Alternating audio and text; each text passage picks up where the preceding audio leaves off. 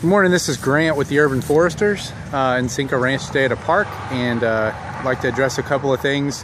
I've found that these videos are very helpful because a lot of times people don't want to read paragraph after paragraph of boring tree stuff. So I'm going to go over just a few things that are not the normal type of tree work that we're going to propose to do. Stump grinding and cutting out dead limbs from trees is pretty straightforward. First thing is improving tree structure.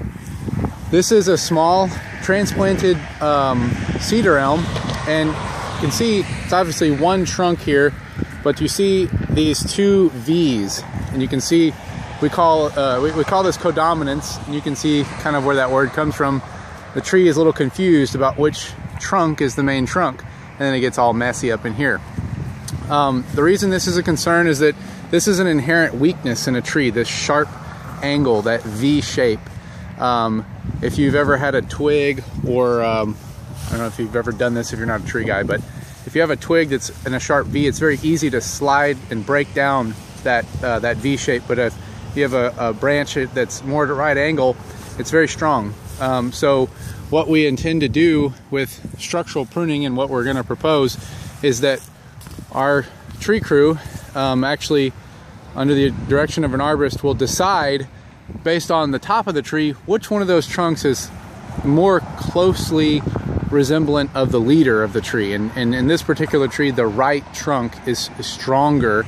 It goes all the way to the top, and we are going to selectively, not this year in a total hack job, but we begin to prune down this right side of the tree with selective cuts kind of here and there. We're not, like I said, we're not going to chop the tree off or anything, but we selectively reduce this right side of the tree in order to encourage growth on that main leader.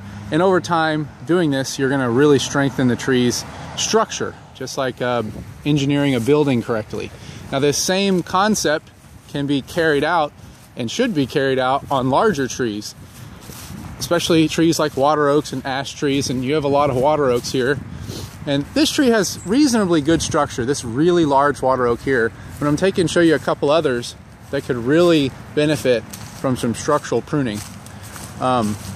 See this middle tree right here? It's hard to tell, there's no leaves on the trees, but this middle tree is a water oak. And when you look up, see that same very sharp angle in the crotch of the different structural limbs there. And we would propose to do the same kind of structural pruning, except it's way up in the tree, requires a talented climber who's trained, to reduce some of that codominance over time, and it will make the trees out here a lot safer, less tendency to break, and everything just a whole lot more healthy in the long run. Now, the obvious things, cleaning out the ground, all the dead wood on the ground, but there's just a lot of old dead wood in these trees. Years and years of not really having any maintenance, and as you can tell from an arborist perspective, this is a high-risk area. There's a lot of what we call targets in here. The concept behind that, basically, yeah, if you have a bunch of trees that have technical problems in the upper canopy and there's a bunch of dead wood, but nobody's around, then we really don't consider that an issue. But this area looks to be an area that people use. There's actually a pair of gloves over here somebody left, so you can tell that people are in here, and we would consider this area a high target area. Those are the basics, all I really wanted to bring to your attention on the video. We'll explain some of the other things that are more straightforward. There's some low limbs over the sidewalk over here, and other such things. So anyway, this is Grant, just a quick little arborist session teaching about structural pruning and why we might want to do that on some of the trees out here. Thanks.